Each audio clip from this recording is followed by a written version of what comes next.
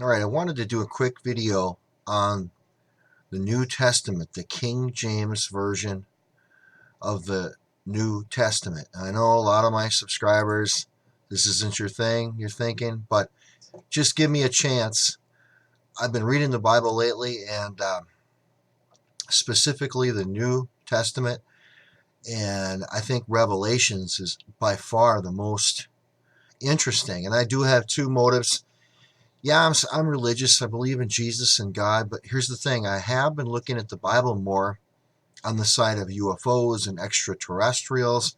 There's a lot of things in Revelations that speak of an extraterrestrial civilization. Rivers of glass, which is rivers of crystal, which is glass. There's a lot of references in the Revelations that point to an advanced civilization and extraterrestrials. And is God an extraterrestrial?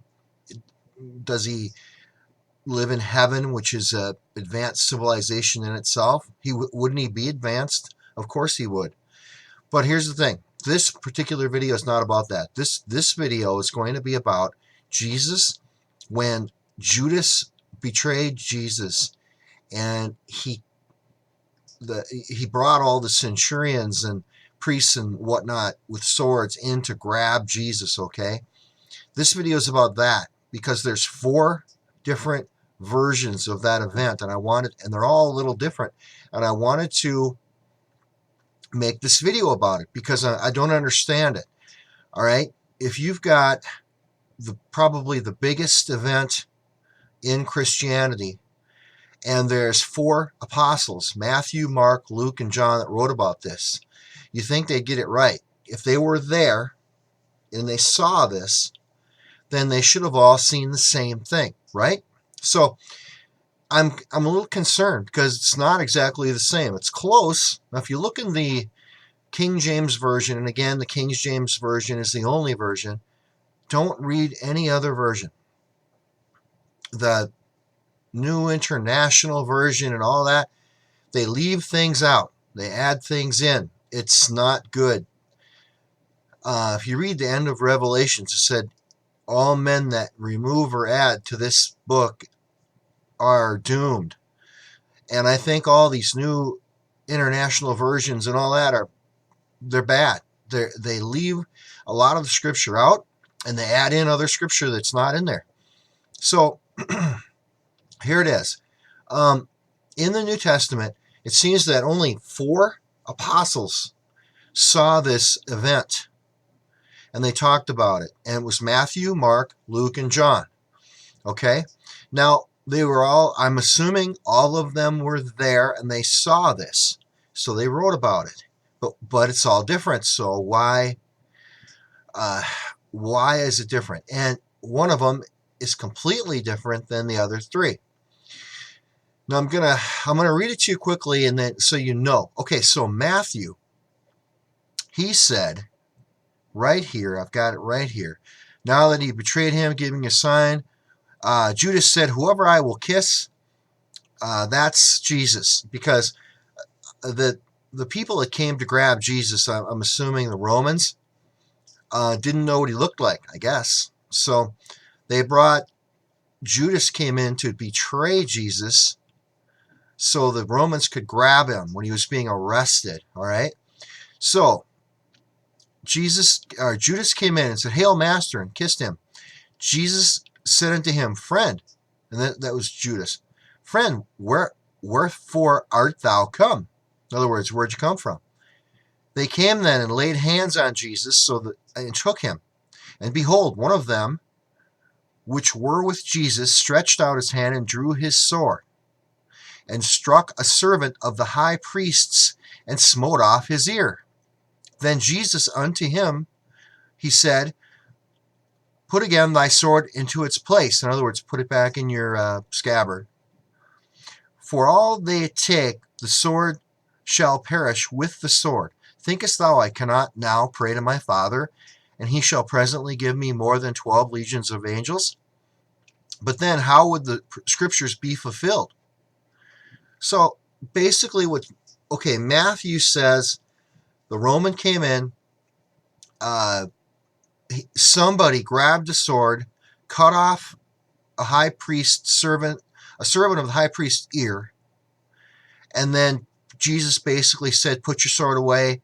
What are you doing? I could get plenty of angels here to help me if I wanted to. I don't want to. I want to be taken. I want to fulfill this prophecy and be arrested," because he was going to be crucified. So that's Matthew's take on it. He said he doesn't even tell you who it is that had the sword, and he doesn't talk about one thing that I'm going to reveal here in a minute. Then next is Mark, and this is the order in the New Testament. You know, it's books, and they shouldn't be in any order. I don't know why it's in a certain order or whatever. But the next one is Mark. Mark says, "And one of them that stood by," again, he didn't know who it was, "drew a sword and smote a servant of the high priest." At least they agree on that. "And cut off his ear. And Jesus answered and said unto them, Are ye come out as against a thief with swords and with staves to take me? I was with thee daily with you in the temple teaching, and ye took me not. But the scriptures must be fulfilled." So basically, Mark is saying they came to get Jesus. Somebody, he didn't know who it was, grabbed the sword and cut off the high priest's servant's ear. And then Jesus said, "Why do you come at night to get me? Why don't you just come during the day? You see me every day in the temple teaching. You could just grab me there." And again, that's Mark. All right, let's go to Luke. Luke pretty much says the same thing. Luke said, somebody said, "Hey, should we," when the Romans came in to grab Jesus, Luke said, "Hey, should we smite them with a sword?" And one of them, and again, Luke didn't know, one of them smote the servant of the high priest and cut off his right ear. And Jesus answered and said, "Suffer ye thus far." And he touched his ear and healed him. All right, now this is the big thing. And then he basically said, "You come in the middle of the night to get me. Why don't you get me during the day? You could have came and grabbed me." And again, he said, Luke said, they came in to get him. One of them, again, Luke says he doesn't know who it is, smote the servant of the high priest and cut off his right ear. And then Jesus said, "Why did you do that now? Why did you do that?" And the big thing here with Luke, okay, this is probably the biggest thing. Sorry about all the pauses, but I'm trying to read too. Okay, Luke said he doesn't know who cut off the servant's ear, but he said that Jesus touched the ear and healed him. So Luke said that Jesus touched this guy's ear and healed his ear, which if you've read the rest of the New Testament, I'm assuming that means his ear grew back. I'm just assuming that. It doesn't say it here, but either he touched it and it stopped bleeding, or he touched it and completely healed his ear. It says, "and healed him." So interesting that Matthew and Mark didn't mention that Jesus healed his ear. That's the part I don't understand. If Matthew and Mark were there, they would have certainly said that Jesus healed this guy's ear. It's a huge deal, I think, especially back then, of course. Anytime, even now, it'd be a big deal. All right, let's move on. We're going to come back to this, but let's move on to let's see, to Mark. Okay, that's Matthew. Mark, Luke. Okay, Luke said he touched the ear and healed him. Sorry, I'm getting a little lost. Next one is John. Okay, there's only 4 apostles that wrote about this. The other ones didn't. I don't know why they weren't there. I don't know. Okay, John. When Simon Peter, having a sword, drew it. Oh, wait, what? Okay, John actually names the person that had the sword. And he said, Simon Peter. Now, I'm assuming Simon Peter, that's Peter the disciple. Now, I think his name was Simon before he became a disciple. And then he changed his name to Peter after he was chosen by Jesus. Okay, so his name is Peter. So John says, Peter, having a sword, drew it and smote the high priest's servant's ear off. And he says it's his right ear. So John is very descriptive. He said the guy's name who did it, Peter. He said he cut his ear off. And he, not only that, he said it was his right ear. Then he even mentions the servant's name, Malchus. So he said the servant's name was Malchus.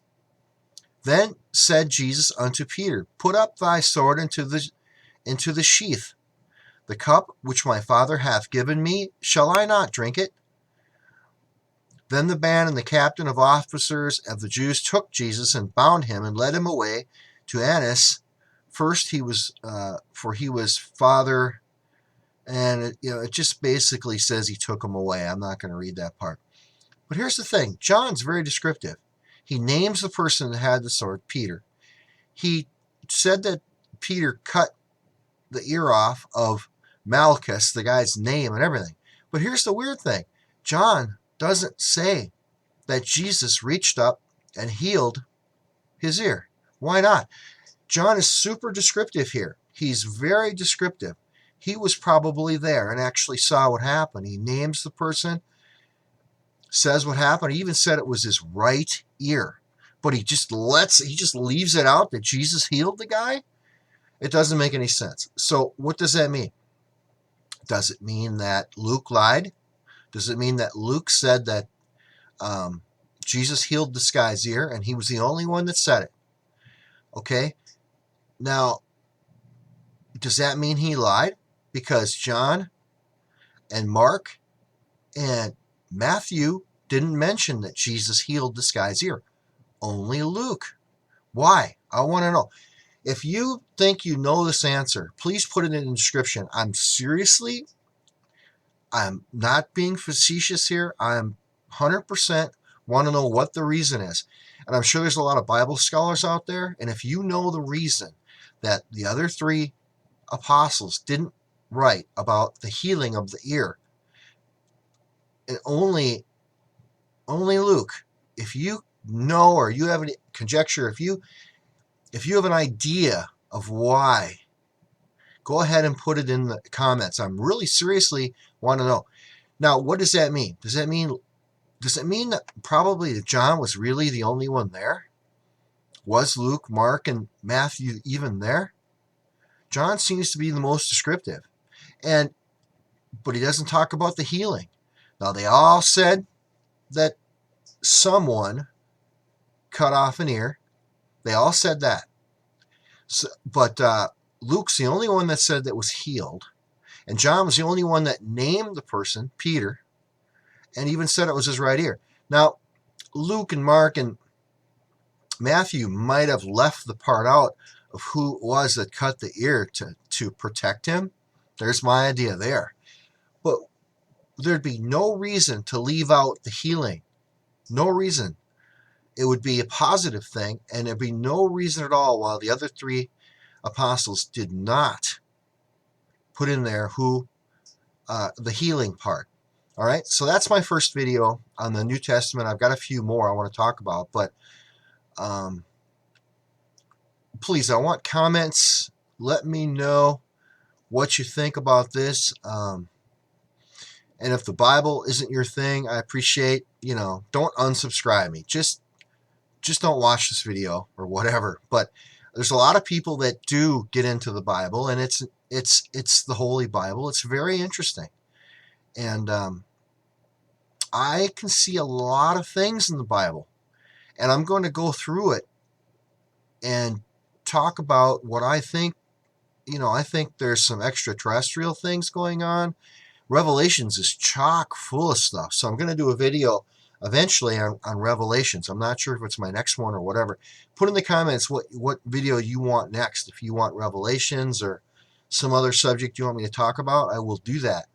All right. Thank you, everyone, for watching this video. Please share it. Please like it. Please subscribe. And don't forget to hit that bell. You have to click the bell. That's important. And God bless you and yours to everyone.